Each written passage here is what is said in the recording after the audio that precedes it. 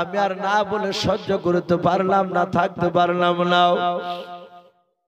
এই ভাতিজা বলো, তোমার সাথে কি দিনের বেলা মক্কা নগরে কারোর সাথে দেখা হয়েছিল? আবু জেহেল উতবা সাহেবার সাথে। নবীজি বললেন, চাচা আমার সাথে তাদের সাথে দেখা হয়েছিল। ওগো চাচা, আমি কোনো অন্যায় করি নাই। আমি জাহান্নামের রাস্তা থেকে মানুষ কিভাবে জান্নাতের রাস্তায় যাবে ওই কথাটা আমি শোনাতে গিয়েছিলাম, বলতে গিয়েছিলাম।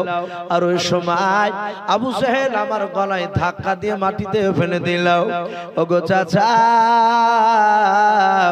এই দেখুন কপালটা পাথর লেগে ফেটে গিয়েছে, ফুলে গিয়েছে। চাচা আমি কষ্ট পেয়েছি। আবু তালিব বাপজি থাকতে পারলো না। ওই কপাল ফাটা জায়গা আবু তালিব বাপ যে নবীজির বাপ যে কপালে মহাব্বতে বাপ যে চুমা দিয়ে দিল। আল্লাহর নবীজিকে ডাক দিয়ে বলেছিল, ভাতিজা শুনে নাও, তুমি চলে যাওয়ার পর আমি গিয়েছিলাম, আমার সঙ্গে দেখা হয়েছিল। ওরে ভাতিজা, আমি আবু জেহেলের চেহারা দেখেছি, দেখলাম ওদের চাউনি ভালো ছিল না। এই ভাতিজা আমাকে বারবার করে বারণ করেছিল, বাবা আগামী কাল থেকে যেন তুমি কলমার দাওয়াত দিবা না। ওগো আমার ভাতিজা, আমার সামনে যখন তোমাকে মারবো বললো, ওরে ভাতিজা আমার মনে হলো আসমান কেন ভেঙে আমার মাথাতে পড়ে গেল। ওরে ভাতিজা, আমি তোমার চাচা হয়ে অনুরোধ করেছি, বাবা আগামী কাল থেকে যেন কলমার দাওয়াত আর দেবা না। এই ভাতিজা, যদি কলমার দাওয়াত যদি বন্ধ করে দাও, তাহলে মক্কার লোকেরা তোমাকে 3টা পুরস্কার দেবে। আল্লাহর নবী যে ডাক দিয়ে বলেন, চাচা আর কি দেবে? বলে 3টা পুরস্কার দিতে চেয়েছে। আল্লাহর নবী বলেন, চাচা শুনে না, শুধু মক্কার লোকেরা 3টা ওই প্রাইজ কেন? শুনে না চাচা, 3টা উপহার কেন? সারা বিশ্বের ধন সম্পদ যদি আমাকে নিয়ে দেয়, আসমান থেকে সূর্য নিয়ে এসে যদি ডান হাতে দিয়ে দেয় মক্কার লোকেরাও, এই চাচা আসমান থেকে চাঁদ পেড়ে নিয়ে এসে যদি আমার বাম হাতে দিয়ে দেয়, খোদার কসম করে বলি চাচা সত্য কথা বলা বন্ধ করব না। বলুন সুবহানাল্লাহ। বলাই চাচা, আমি হক কথা কলমার দাওয়াত দেয়া বন্ধ করব না। আবু তালিবের সামনে যখন রাসূলুল্লাহ ওই কথা বললেন যে আমি হক কথা কলমার দাওয়াত দেওয়া বন্ধ করব না, আমি দাওয়াত দিবই চাচা, আমার কিছু দরকার নেই।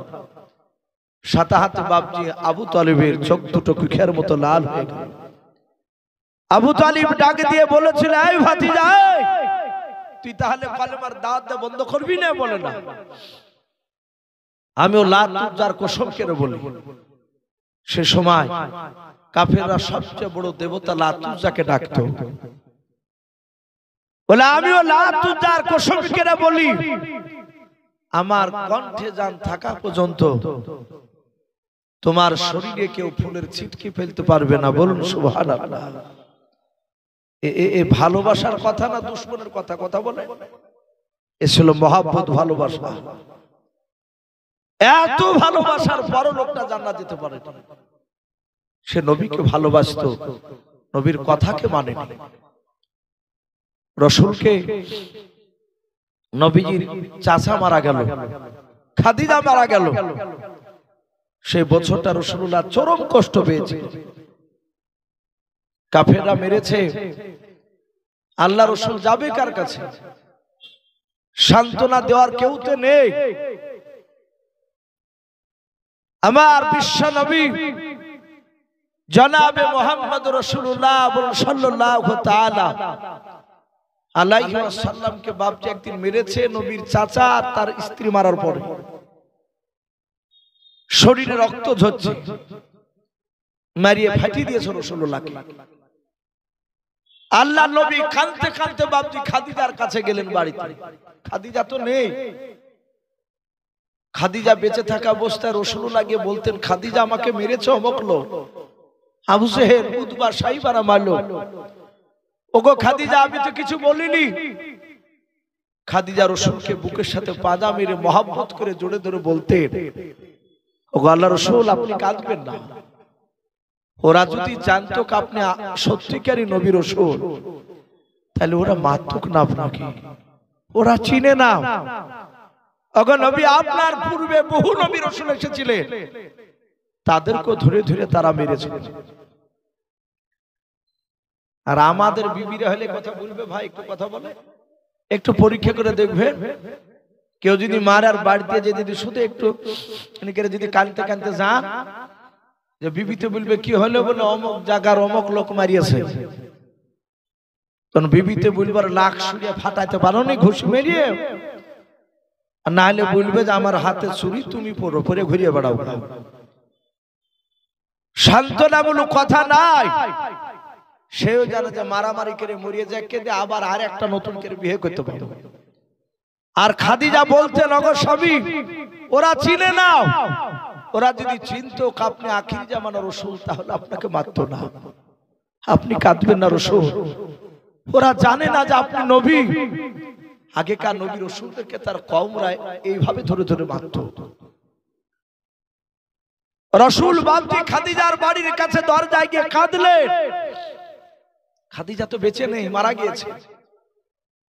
আমার বিশ্ব নবী ওখান থেকে চাচা আবু তালিবের ঘরে গেলেন। আবু তালিবের ঘরের কাছে গিয়ে কাঁদছেন, চাচাও তো বেঁচে নেই। কে দাঁড়াবে নবীর কাছে সাহারা? কে নবীকে সান্ত্বনামূলক কথা বলবে? শরীর দিয়ে রক্ত ঝরছে, রাসূলুল্লাহ পায়ের জুতো পা দিয়ে গুড়ে গুড়ে যাচ্ছে। রাসূল মনে মনে ভাবলেন, আমার একটা চাচা আছে শক্তিমান চাচা আমির হামজা, তখন ঈমান আনেনি সে। আমি চাচা আমির হামজার কাছে যাই, আমার চাচা হয়তো একটু আমার পক্ষে একটু কথা বলবে। বাড়ির দরজার কাছে গিয়ে বলছেন, চাচা চাচা। রাসূল কাঁদছেন বাচ্চা ছেলের মতো। ভিতর থেকে আমির হামজার স্ত্রী বলল, কে? বলে আমি আমির হামজার ভাতিজা, আমি মুহাম্মদ সাল্লাল্লাহু আলাইহি ওয়াসাল্লাম।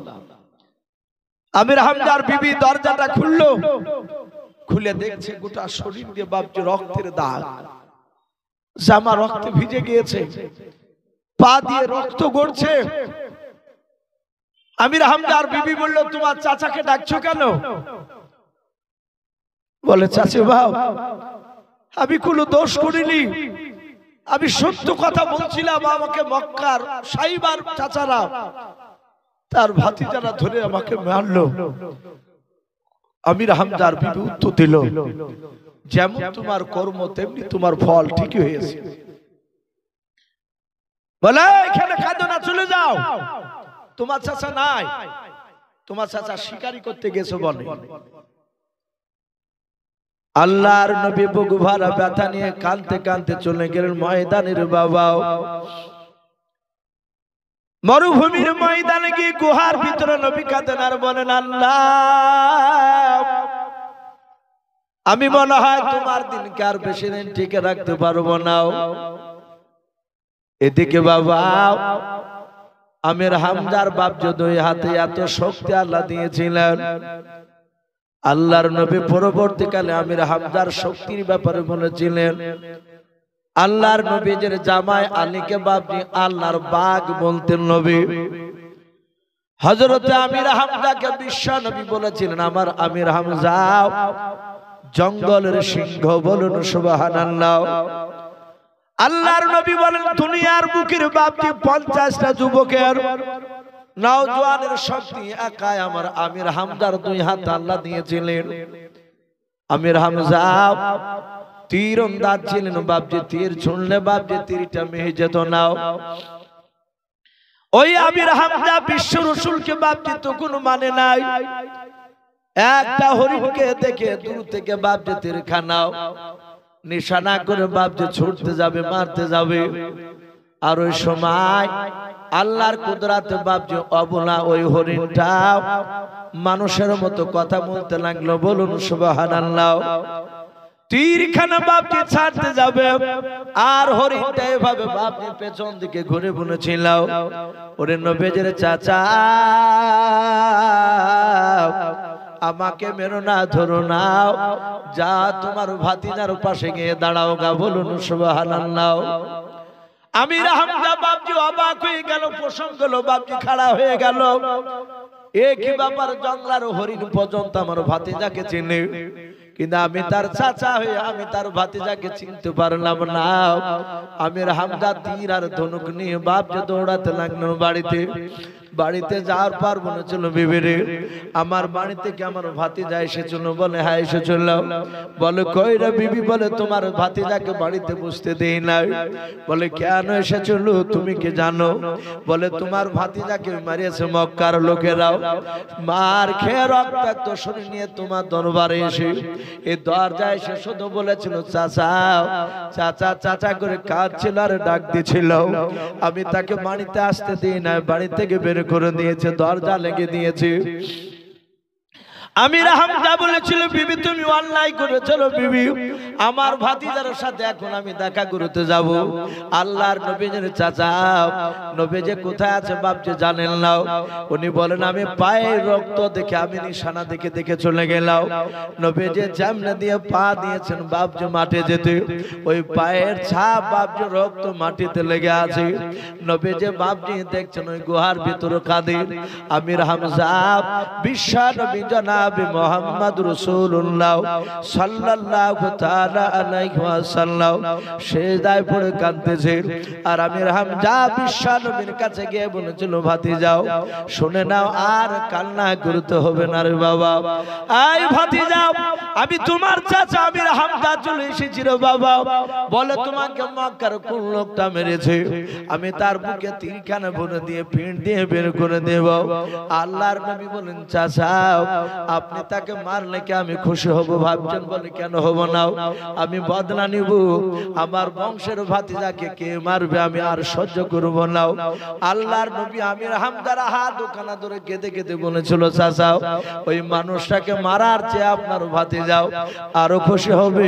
বলে কি হলে? বলে চাচা গো, একবার শুধু আপনি কলমা লা ইলাহা ইল্লাল্লাহু মুহাম্মাদুর রাসূলুল্লাহ সাল্লাল্লাহু তাআলা আলাইহি ওয়াসাল্লাম এই কলমা পড়ে একবার যদি মুসলমান হয়ে যায়। আমির হামজা তখনই মেনে নিয়েছে নবীকে, যখন ওই জংলা হরিণ কথা বলেছে। আর অবিশ্বাস লাগবে কথা বলে, বলে এই ভাতিজা আজ থেকে তোমার আমি কলমা পড়ে নিলাম। অথচ নবীজির অনেক বড়। আমির হামজা রাসূলের কাছে আসলে বাচ্চা ছেলের মতো বসে কথা বলতেন, বলুন সুবহানাল্লাহ। আমির হামজা জানতেন ইনি আমার ভাতিজা, ছোট হলো ইনি বিখ্যাত নবী, পৃথিবীর শ্রেষ্ঠ নবী। আমি বলছিলাম নবীর চাচার মধ্যে থেকে কিছু চাচা ছিল বেঈমান আর কিছু চাচা ছিল ঈমানদার। এই আবু লাহাব গোপনে প্রকাশ্যে সব জায়গায় দুশমনি করে বেড়াচ্ছে। শুধু আবু লাহাব একা করেছে তা নয়, তার স্ত্রী উম্মে জামানা পর্যন্ত নবীর বিরোধিতা করেছে। তা আবু জেহেল, উতবা, শাইবা, আবু সুফিয়ান, আবু লাহাব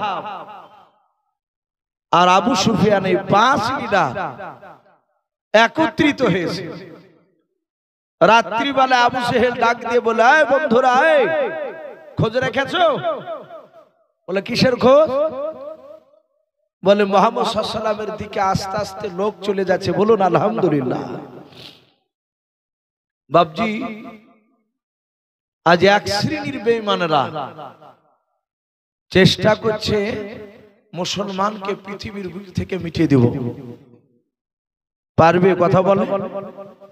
ও যত মারবে তত মুসলমান দিন দিন বাড়ছে, বলুন আলহামদুলিল্লাহ। আপনারা অনেকে পেপার পড়েন, মনে হয় কয়েকদিন হলো আনন্দবাজার পত্রিকাতে রোনাল্ডোর কথা দিয়েছে, শুনেছে? রোনাল্ডো ইসলাম গ্রহণ করার একটু মতামত জানিয়েছে। পৃথিবীর দামি দামি লোক ভাবছে ইসলাম গ্রহণ করছে, চুটকে ফুটকে লোক নয়। এক শ্রেণীর বেঈমানরা জানতে পেরেছে যে আগামীতে আর বেশি দিন নাই গোটা পৃথিবীর আকাশে কলেমার পতাকা উঠতে, বলুন আলহামদুলিল্লাহ। উঠবি, এটা রাসূলুল্লাহর কথা। বাবজি আবু জেহেল রাত্রিবেলায় ডেকে গোপনে 5 জনায় মিটিং করে বলছে, এই দিন দিন বেটা মুহাম্মদ সাল্লাল্লাহু আলাইহি ওয়াসাল্লামের দিকে লোক চলে যাচ্ছে, বল তাকে দুনিয়ার বুক থেকে নাস্তাবুদ করা যায় কি করে? আমি তাকে পাথর নিয়ে গিয়েছিলাম, আরে বেটা পাথর উত্তর দিল। মুহাম্মদ সাল্লাল্লাহু আলাইহি ওয়াসাল্লামকে বলতে হলো না, এরে সবই তো আর তবে দেখছি, ওকে কি করে দুনিয়ার বুক থেকে মিটানো যায়, কোন রাস্তা আছে? যুক্তি বের কর। উদবা সাইবা এরা খুব ক্রিটিক্যাল ছিল। সাইবা বলল, বন্ধু একটা রাস্তা আছে। বলে কি? বলে বেটাকে আর পৃথিবীতে বাঁচিয়ে থুয়ে লাভ নাই, একেবারে মাটি চাপা দিয়ে শেষ করে দেব। আবু জেহেল বলল, কি করিয়ে? বলে এই রাস্তা দিয়ে মুহাম্মদ সাল্লাল্লাহু আলাইহি ওয়াসাল্লাম রাত্রি বেলায় যায়, রাত্রি হলে প্রতি রাত্রি দেখতে পাওয়া যায় এই রাস্তা দিয়ে যায়। আমরা সন্ধ্যাবেলা এখনই তাড়াহুড়া করে আমরা 25 থেকে 30 হাত একটা লম্বা গর্ত কাটব। বলো ভাই যদি জানতে পারে, বলে কেউ জানতে পারবে না। মুহাম্মদ সাল্লাল্লাহু আলাইহি ওয়াসাল্লাম তার লোকরা না জানতে পারলে তো হলো। ওরা চারিদিকে গোল করে দাঁড়িয়ে তাড়াহুড়া করে বাপজি ঘন্টা দেড়েকের মধ্যে 25 থেকে 30 হাত একটা লম্বা গর্ত কাটলো, যেন একটা মানুষ সেখানে যেন আইটে যায়। সেখানে গর্ত করার পর ডাল পাতা দিয়ে হালকা মাটি ছড়ে দিয়েছে যেন উঁচু না হয় রাস্তা। লাইটিং এর ব্যবস্থা নাই। আবু জেহেল বলল, আমার দলের লোক সবাই জানে যে এখানে গর্ত কাটা আছে, তাহলে আমরা আসছি না। মুহাম্মদ সাল্লাল্লাহু আলাইহি ওয়াসাল্লাম জানা না গেলি পড়বে। আবু জেহেল 4টা দলকে বাপজি ওই গর্তের চারিদিকে 4টা জঙ্গলে লুকিয়ে রাখলেন। লুকিয়ে রেখে একটা কথা বললো, ভাই কে পড়লে দেখা দেখে নাই, শুধু ধপা শব্দ পালি চারদিক থেকে যে অমনি মাটি চাপা দিয়ে বেটাকে রাতে রাতে ঢেকে শেষ করে দিতে হবে। বলে অসুবিধা নাই। ওরা তাকিয়ে আছে বাপজি, কান দিকে কানটা শুধু লক্ষ্য করে আছে, কারণ ও তো দেখতে পাচ্ছেন অন্ধকার রাস্তা। ওদিকে আবু জেহেল বাপজি রাত্রির বেলা বিছানায় শুয়ে ঘুম নাই, আল্লাহ তার ঘুমকে হারাম করে দিয়েছে। বলুন আলহামদুলিল্লাহ। ঘুম নাই। আবু জেহেল বলেছিল, ভাই মুহাম্মদ সাল্লাল্লাহু আলাইহি ওয়াসাল্লাম পল্লী দড়ি গিয়ে আমাকে জানাবে। ও বেটা এত জ্বালাচ্ছে আমাদেরকে। সাতাহাতে বাপজি আবু জেহেলের ঘুম আসে না। এ খবর কেন আসে না? কিতাবে লিখেছে আবু জেহেল একাই বিছানা থেকে উঠে রাস্তার দিকে যাচ্ছে, যে বেটারা আসছে না কেন খবর নিয়ে। মুহাম্মদ সাল্লাল্লাহু আলাইহি ওয়াসাল্লাম এতক্ষণ তো পড়ে যাওয়ার কথা। আল্লাহ বলছেন, বান্দা তোরা যা চালাক তার চেয়ে শতগুণ চালাক আমি আল্লাহ। বলুন আলহামদুলিল্লাহ। আবু জেহেলের মেমোরি থেকে বাপজি গর্ত কাটার কথাটা ডিলিট করে দিয়েছে। আল্লাহ পারে কি পারে না কথা বলে? এই যে আমি মাওলানা ইউসুফ সাহেব কথা বলছি, আল্লাহ না করুক, এখনই যদি আল্লাহ জবান বন্ধ করে দেয়, কেউ বাপজি জবান আর খুলতে পারবে না। ভালো মানুষ কথা বলতে বলতে পাগলা হয়ে যায়, শুধু আল্লাহ একটু নাটটা ঢিল করে দিলে আর কেউ ঠেকাতে পারবে না। আবু জেহেলের গর্তের কথা একেবারে ভুলে গেছে। ও যাতে যাতে যাতে গিয়ে নিজের গর্তে নিজে ধপাস করে পড়েছে, জাহাতে পড়ে গেছে। আর চারদিক থেকে লোক এসে তাড়াহুড়া করে মাঠে নামাচ্ছে। আবু জেহেল নিচু থেকে বলে, এই আমি তোদের নেতা আবু জেহেল। ওপর থেকে বলছে, বেটা এখন ফাঁদে পড়ে আবু জেহেল সাহায্য, তুমি বড় জাদুঘর, এটা আমরা জানি, আমাদের নেতা আবু জেহেলের গলার নকল করছো। আবু জেহেল দেখলো বেটা তো শুনবে না, মাটি ঢাকা দিতে দিতে বাপজি আবু জেহেলের হাঁটু পর্যন্ত নেমে ফেলাচ্ছে, ঢাকিয়ে দিয়েছে হাঁটু পর্যন্ত। আবু জেহেল আবার চিৎকার করে বলে, আমি তোদের নেতা। দেখা আবু জেহেলের বাড়িতে আবু জেহেলকে পাবি না। 5টা মানুষ 5 রকমের থাকে। একজনা বললো, ভাই গলা তো আবু জেহেলের মতনই লাগছে, একটু দেখ না বাড়িতে আছে কি। বাড়িতে খোঁজ নিচ্ছে তো আবু জেহেলের বিবি বললো, কিছুক্ষণ আগেই গেল, না আসি পড়েছে। কথার সাথে বাপজি মিলে যাচ্ছে। বললো, হুজুর আপনি বলেন কি করে, এই গর্ত তো আপনি কাটালেন, আমাদেরকে দাঁড়িয়ে থেকে কাটালে। বলছে, সব কথা বাদ দিয়ে লোকে জানতে পারলে আমার আর দাদাগিরি চলবে না, নবীর লোকেরা জেনে নেবে এই বেটা তাড়াতাড়ি উঠাও। আবু জেহেলের লোকেরা বলছে হুজুর হাত পাচ্ছি না তো আপনাকে। বলে 25 থেকে 30 হাত লম্বা গর্ত কেটেছে আমরা।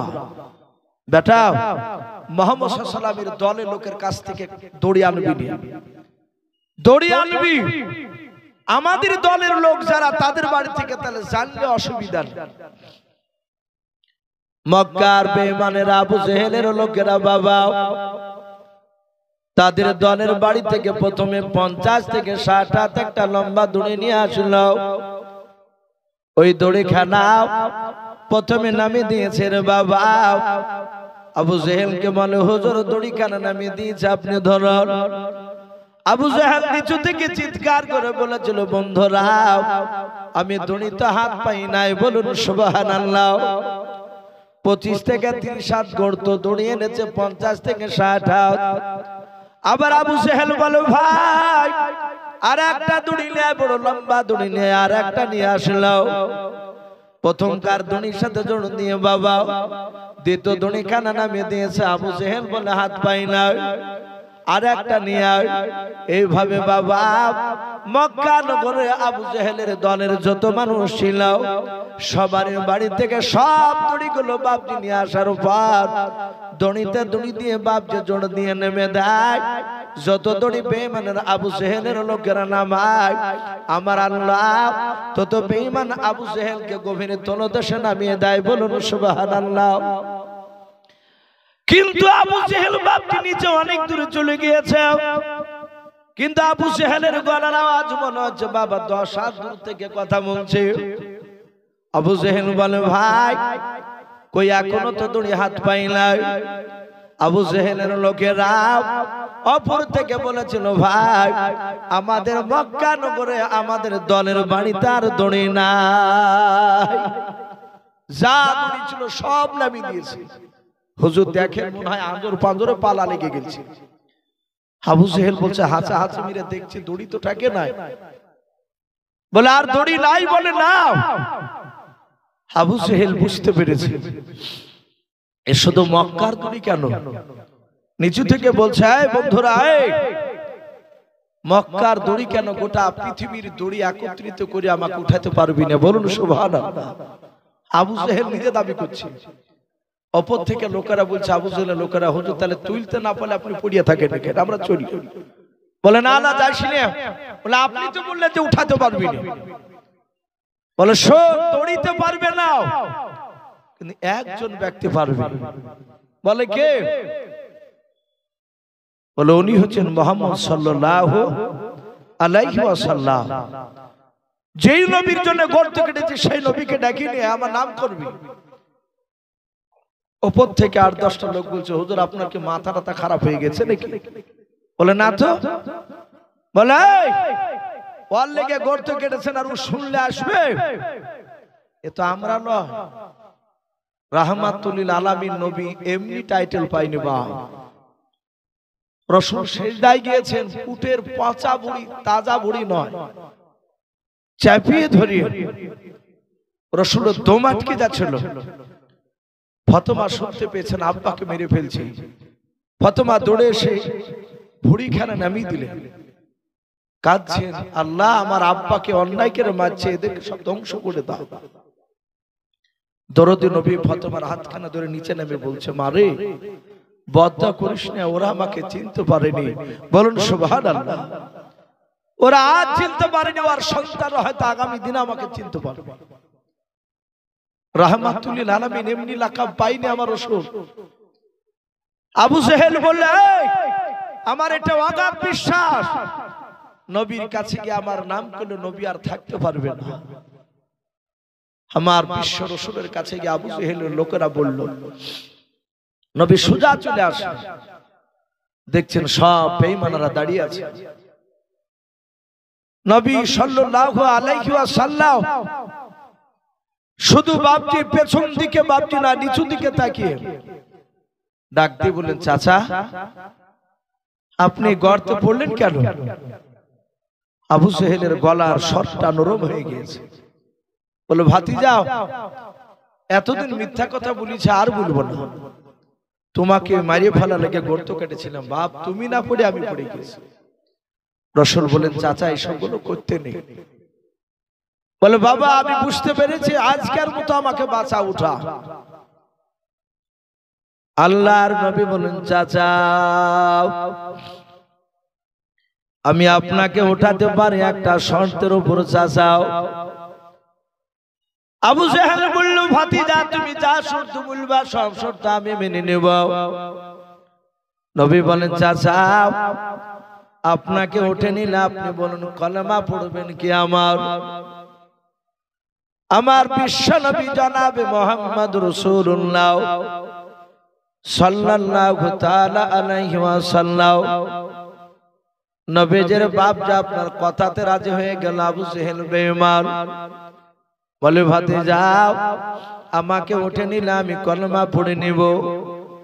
আল্লাহর নবীজি বাপ যে বিনা দড়িতে বাপ যে হাত খানা নামি দিলেন, নামি দিয়ে বলেন চাচা একটু হাত খানা আমার দিকে একটু ওঠান, আমি আপনার হাতটা ধরে আমি তুলে নিই। আবু জেহেল বাবা নিচু থেকে বাপ যে ওঠো হাসিমের বাপ যে হাত তালি মারতেছে। বেঈমান শয়তান যারা হয় সব জায়গাতে শয়তানি করে।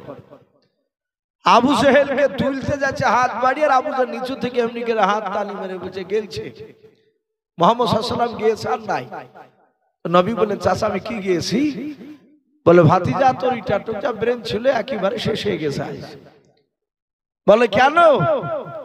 বলে মক্কার আমাদের দলের না হলে মনে হয় 1000 দড়ি হবে, সব 50-60 হাত করে লম্বা দড়ি, দড়িতে দড়ি দিয়ে জোর দিয়ে উঠাতে পারেনি আমাকে। তো 2-4 খান দড়ি শোকের না লিয়ে বিনা দড়িতে হাত মেরে দিয়েছি। আল্লাহ রাসূল বলেন চাচা আমি শুধু আপনার নবী রাসূল নয়, ওগো চাচা আমি সারা পৃথিবীর মাখলুকাতের নবী প্লাস রাসূল। জোরে বলুন সুবহানাল্লাহ। এই কথাটা আলোচনা করতে গিয়ে একটি কিতাবের ঘটনা বাপজি তুলে ধরেছে। আল্লাহ রাসূল সারা পৃথিবীর মাখলুকাতের নবী প্লাস রাসূল। আপনার জীবন আজকে বসে আছে রাসূলুল্লাহর মসজিদে নববীতে এইভাবে জমাট বেঁধে মানুষ বসেছিল, সব সাহাবায়ে কেরাম। হযরত সালমান ফারসি রাদিয়াল্লাহু তাআলা আনহু তিনি বলেন সবচেয়ে বৃদ্ধ সাহাবা, উনি বলেন আমি মসজিদে নবীর কথা শুনতে গিয়ে আমি ভিতরে জায়গা পাইলাম না, সব একদম পেটটা ফে বসে আছে।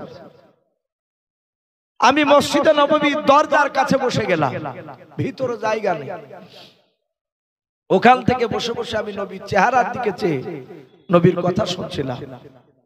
বিশ্ব নবী আমার মসজিদে মিম্বারে এভাবে পাখানা মিম্বারের প্রথম ধাপিতে বাপজি রেখে প্রথমকার ওই 3 নাম্বার এক নিচ থেকে যেতে যেতে 3 নাম্বার ধাপিতে রাসূল আমার উপরে বসে আছে।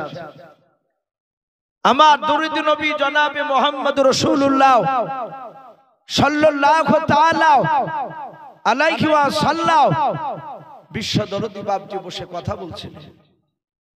সালমান ফারসি বলে আমি দেখলাম একটা উট নিয়ে বাপজি দৌড়ে আসলো। উট ওই উটটা দৌড়ে এসে মসজিদে বাপজি নববীর দরজায়, উটটা বাপজি মাথা কানে ভরে দিয়ে বাপজি রে বাবা উটটাতে নবীজিকে বাপজি খুঁজতেছিল। বলুন সুবহানাল্লাহ।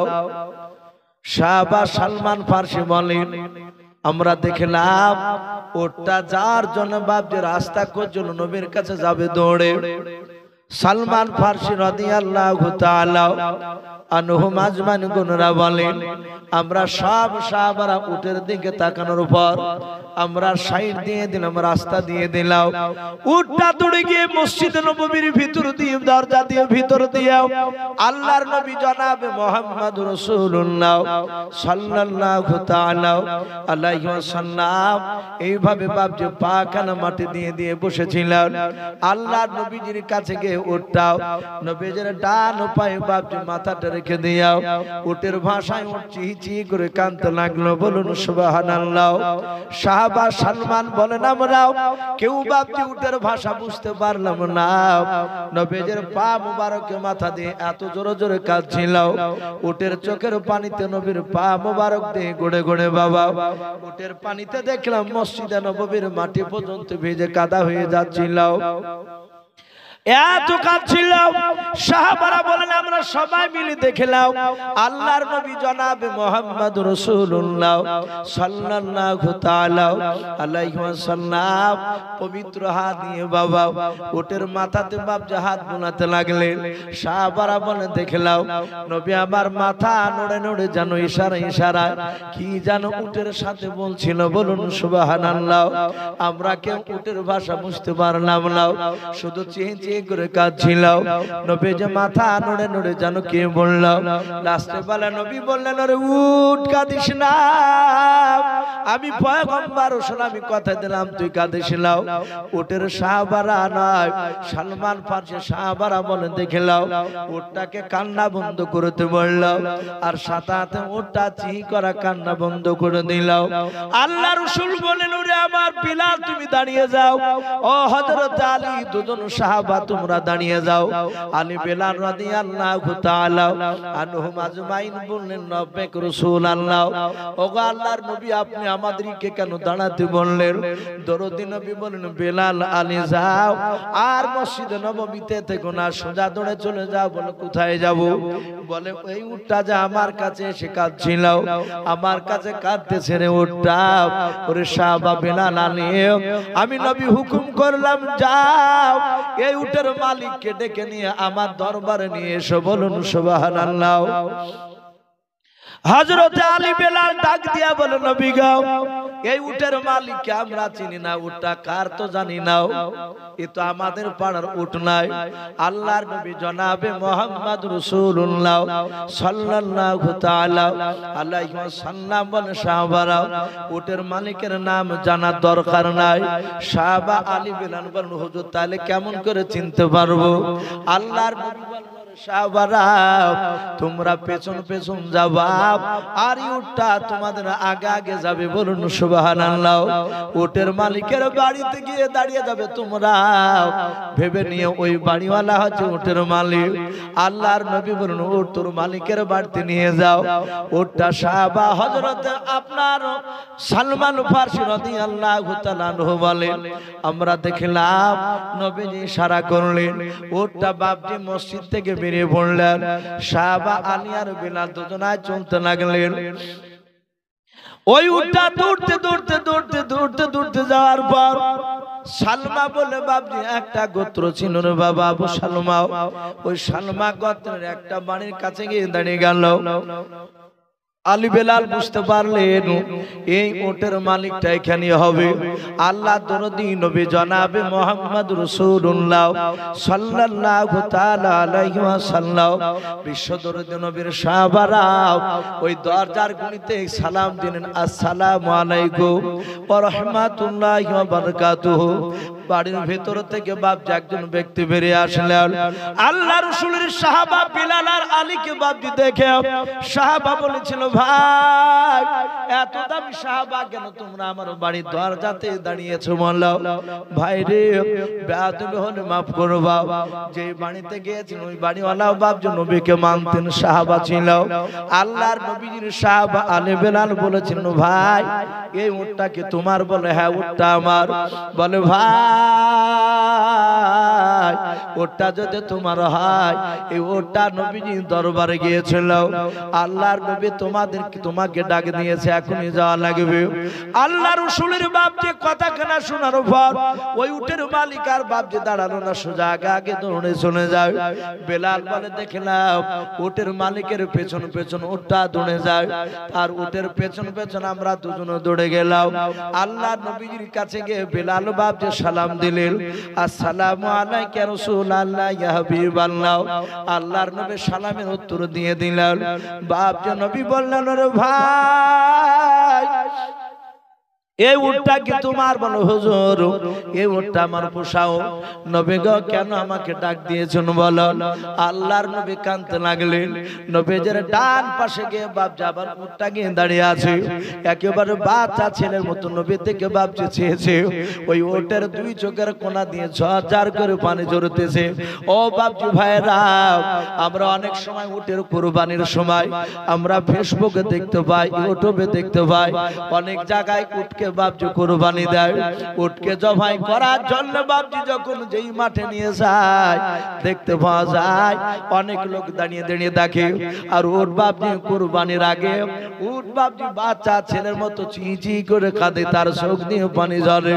আমরা অনেক সময় বাপজি দেখে নুমায়া হয়। ও বাপজি ভাইয়েরা, আল্লাহর নবীর সাহাবারা বলে দেখলাম আল্লাহর নবী যখন বাপজি ওই ব্যক্তিকে উটের মালিকের সাথে কথা বলছিলেন, আর ওটা নবীর চেহারার দিকে চেয়ে ফেল ফেল করে বাপজি কান্না করেছিল। আল্লাহর নবী বলেন উট কাঁদিস না, আমি তো বিচার করেছি, আমি তো আছি, ডাক দিয়েছিলাম। আল্লাহর নবী বলেন সাহাবা এ উট কি তোমার? বলে হ্যাঁ এ উটটা আমার। ডাক দে বলো ওরে সাহাবা উটের ওপর কেন তুমি অবিচার করেছো? উটকে কেন পেট ভরে খেতে দাও নাও? আল্লাহ রাসূলের বাপজি ডাক শোনার পর বাবা ওই উটের মালিক বলেছিল নবী গো এই উটটা এসে আমার বিরুদ্ধে আপনার দরবারে মামলা দিয়েছে, বিচার দিয়েছে। বলে হ্যাঁ। বলে নবী গো ওটা কি বিচার দিয়েছো না বলো? আমি দেখতে চাই মিথ্যা কিনে কে লাগিয়েছে আপনাকে না সত্য কথাগুলো বলেছে। আল্লাহর নবী বলেন সাহাবা ওটা আমার ডান পায়ে পা রেখে বলেছিল ওগো আল্লাহর নবী যে সারা পৃথিবীর মধ্যে আপনি শ্রেষ্ঠ নবী রাসূল। ওগো আল্লাহর নবী যে ওগো নবী আমার মালিক আমার যত্ন করে না, আমাকে ভালো করে খেতে দেয় না, আমাকে অল্প করে খেতে দেয়। ও আল্লাহর নবী গো শুনে না, আর ভারী ভারী কাজ করতে দেয়, আমি ভারী কাজগুলো করতে পারি না, তখন আমার মালিক আমাকে ধরে ধরে মারে, আমি সহ্য করতে পারি না। ও নবী আপনি আমার মালিককে ডেকে নিয়ে এসে রাসূল আপনি একটু তার আমার যত্ন নিতে বলল, সে যদি আমার যত্ন নেয় আমাকে ভালো করে খেতে দেওয়ার পর সে যদি খেতে দেয় শরীরে আমার শক্তি আসবে, তখন ভারী কাজ দিলে আমি করে দিতে পারবো। ও আল্লাহর নবী একটু দয়া করে বোঝাবে, আর যদি না শুনে আপনার কথাও দয়া করে আমার মালিকের কাছ থেকে আপনি আমাকে একটু আজাদের ব্যবস্থা করে দেবেন। আল্লাহর নবী যখন এই কথা বললেন আর উটের মালিক বাপজি সহ্য করতে পারলো না, নবীর পা দুখানা জুড়ে ধরে বলেছিল ওগো আল্লাহর নবী যে আপনি মাফ করবেন, নবী দয়া করে রাসূল মাফ করবেন নবী গো।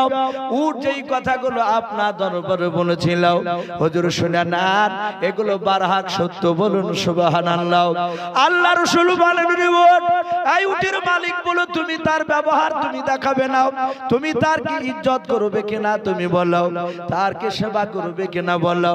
সাহাবা ডাক দিয়ে কাদার বলো হুজুর গো শুনে নেন, যে অবলা উট আমার বিরুদ্ধে আপনার দরবারে সাক্ষী দেয় বিচারে দেয় নবী গো সেই উটকে আমি আর নিয়ে যাব না, আমি স্বেচ্ছা আপনার দরবারে দান করে দিলাম, বলুন সুবহানাল্লাহ। আল্লাহর নবী জনাব মুহাম্মদ রাসূলুল্লাহ সাল্লাল্লাহু তাআলা আলাইহি ওয়াসাল্লাম তার সাহাবা সালমান ফারসি বলেন খোদার কসম করে বলে দেখিলাম যাহাতে তার মালিক বলল আমি আজাদ করে দিলাম, নবী আপনাকে আমি দান করে দিলাম। আমার বিশ্ব নবী বলেন ওঠ রে এই মালিকের মার তার তোর যাওয়া লাগবে না, তুই আজ থেকে তুই স্বাধীন হয়ে গেলে যাও, এই জঙ্গলে যেখানে মন চাইবে সেখানে চলে যাও। ওটা বাপ যে আবার উঠে কান্না করতে করতে বন্ধ করে দিয়াও, চিচি করে বাপ যে বাবা ওটা এত আনন্দ পেয়েছিল। সাহাবা সালমান বলেন খোদার কসম করে বলি আমি দরজার গুলিতে দাঁড়িয়ে ছিলাম, উটের ভাষায় উট জোরে জোরে বাপজি আপনার পড়তে ছিল আশহাদু আল্লা ইলাহা ইল্লাল্লাহু ওয়া আশহাদু আন্না মুহাম্মাদান আবদুহু ওয়া রাসূলুহু, জোরে বলুন সুবহানাল্লাহ। সালমান ফারসি শুধু বলেন আমি নয়, যতগুলো সাহাবা ছিল মসজিদে নববীতে সবাই শুনতে পেলে উটটা প্রকাশ্যে নবীর দিকে তাকাচ্ছেন আর কলেমা পড়ে সাক্ষী দিতে দিতে জঙ্গলে চলে গেল, বলুন আলহামদুলিল্লাহ। সেই নবী ডাক দিয়ে বললেন চাচা আমি শুধু আপনার নবী নয়, ওগো চাচা, আমি সারা পৃথিবীর মাখলুকাতের নবী প্লাস রাসূল। দড়ি লাগবে না। আল্লাহর রাসূল তিনি বলেন এক একটা নবীকে 4টা 5টা 2টা 3টা করে মুজিজা দান করেছে, আর আমার আল্লাহ রাসূল বলেন আমি একাই নবীর উপরে যে কোরআনটা নাজিল করেছে আল্লাহ বলেন পুরোটাই মুজিজা। বলুন আলহামদুলিল্লাহ। নবীজির দরবারে বাপজি অলৌকিক এমন এমন ঘটনা ঘটতো, সাহাবারা অবাক হয়ে যেত। আপনারা যেমন কথা শুনছেন, অনেক মানুষের রাত হয়ে যায়, জালসা করে বাড়ি যখন যায় কিছু বৃদ্ধ মানুষ খুব কষ্ট পায়, বলে চাচা আগে পালিয়ে যেতে পারেননি? তখন উত্তর দেয় যে বাবারে ওয়াজ শুনতে শুনতে রাত্রি হয়ে গেছে, বুঝতে পারিনি। নবী দরবারে ভাষণ শুনতে শুনতে সাহাবাদের রাত্রি হয়ে গেছে। সব সাহাবা বাড়ি চলে গেলে দুজন সাহাবা 2 গোত্রে, একটা নাজরা আর দ্বিতীয় আর একটা গোত্র নাম ছিল খাজরা। কুরাইশি হাশিমি সব ছিল মক্কা নগরের বংশের নাম, গোত্রের নাম। তে নাজরা আর খাজরা বাপজি বুখারীতে এসেছে, দুটো গোত্রের নাম পাওয়া যায়। 2 গোত্রের 2টো নেতা রাসূলের কথা শুনতে শুনতে বাপজি বেশ অন্ধকার ঘুটঘুটে নেমে এসেছে। রাত্রি 10টা পার হয়ে গিয়েছে। নবীজি দেখলেন সবাই চলে গেল, 2জন সাহাবা বসে আছে। তাদের চেহারার দিকে চেয়ে মনে হচ্ছে চিন্তিত অবস্থা। নবী বলেন সাহাবা সবাই চলে গেল আর তোমরা যাচ্ছ না, কি ব্যাপার, তোমরা থাকবা নাকি? বলে হুজুর আমরা থাকার জন্য আজকে আসি নাই, আর আমাদেরকে আজ রাত্রে বাড়ি যাওয়া লাগবে, কিন্তু নবীগা আপনার বক্তব্য শুনতে শুনতে রাত্রি হয়ে গিয়েছে। আমাদের ইরাদা ছিল জোছনা রাত থাকতে থাকতে চলে যাব, কিন্তু রাসূল এ তো রাত্রি অন্ধকার, আমরা এখন দুজনায় যাব কি করে? আমাদের কাছে তো কোনো লাইটিং এর ব্যবস্থা নেই, লাইট নেই, আগুনের কোনো ব্যবস্থা নেই। আমার বিশ্ব রাসূল মুচকে হাসি দিয়ে বলেন সাহাবা চিন্তা না, আমি রাসূল আছি তো, তোমাদের সঙ্গে আল্লাহ আছে, বলুন আলহামদুলিল্লাহ। নবী একজন সাহাবাকে বলেন যা ওই গাছ থেকে 2টো ডাল ভেঙে নিয়ে এসো। হায়াতুস সাহাবা কিতাবটিতে ঘটনাটা এসেছে, রাসূলের সাহাবাদের জীবনী আছে। রাসূলের সাহাবা ডাল ভেঙে নিয়ে আসলেন 2টো। নবী বলেন ওদের দুজনাকে 2টো ডাল দিয়ে দাও। নবী বলেন সাহাবা এবার বাড়ি চলে যাও। সাহাবারা বলেন ইয়া রাসূলুল্লাহ ইয়া হাবিবাল্লাহ আমরা 2টো ডাল নিয়ে কি করব? নবী বললেন নবী আমাদের লাইটের ব্যবস্থা করে দেন। অন্ধকারের ডাল দিয়ে নিয়ে গেলে জন্য বাঘ যদি পড়ে যায় সামনে বুঝতে পারবো না, সাপ পড়লে আমরা দেখতে পাবো না।